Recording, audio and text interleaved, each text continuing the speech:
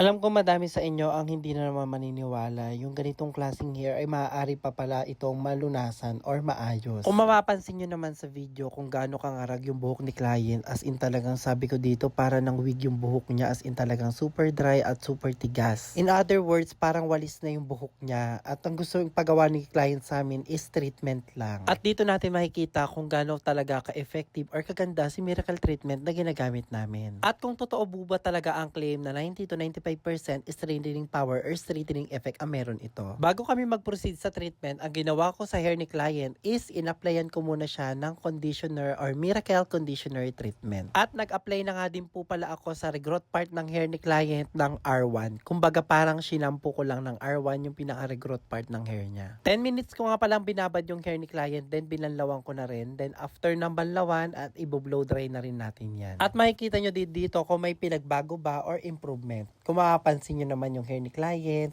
after pa lang namin yan ng miracle conditioner treatment ha, tignan nyo naman, umayos at lumambot na yan. Kumbaga pa sa part na to, parang nagkakaroon na ng pag-asa si client na maaari maayos yung buhok niya kasi nga daw lumambot daw dahil sa miracle conditioner treatment na ginamit namin sa kanyang pambanlaw. Sabi ko kay client, mas maayos pa yung buhok niya pag nilagyan na natin to ng miracle treatment. At kung mapapansin nyo naman, nabawasan na yung pagka-dry ng buhok niya, as in talagang medyo nawawagwag na natin or nababounce-bounce na siya. At dito nga sa part na to ay mag-a-apply na kami ng miracle treatment at kailangan po nasa open space or open area tayo the moment na mag-a-apply po tayo ng miracle treatment na gagamitin natin sa hair ng mga clients natin. Kailangan din na nasa open space or open area po tayo na nakatapat sa electric pan si client nang sa ganun hindi po ma-absorb ni client yung tapang po ng gamot. Binababad lang po pala yung miracle treatment, usually pwedeng 10 minutes, 20 minutes or even 30 minutes. Kaya habang nakababad si client, nag-proceed muna kami sa pagbabalot ng mga pa-orders. Kitang-kita nyo naman dyan si client, nakababad pa siya sa labas ng aming salon habang kami ay nagpa-packaging. Pagtapos namin mag-packaging, nag-proceed na din kami sa pag-blow dry ng hair ni client at dito sa part na to, kung mapapansin nyo naman, na lessen or nawala na din talaga yung pagka-dry ng hair niya. At dito nyo masasabi talaga na meron talagang miracle. Mga B, tignan nyo naman, ang layo-layo na, wala pang plancha yan mga biha.